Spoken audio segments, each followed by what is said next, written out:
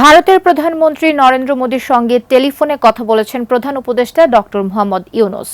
প্রধান উপদেষ্টার প্রেস সচিব শফিকুল আলম জানিয়েছেন, শুক্রবার এই দুইজনের মধ্যে হিন্দুসহ বাংলাদেশের সকল সংখ্যালঘু সম্প্রদায়ের নিরাপত্তা নিয়ে কথা হয়েছে।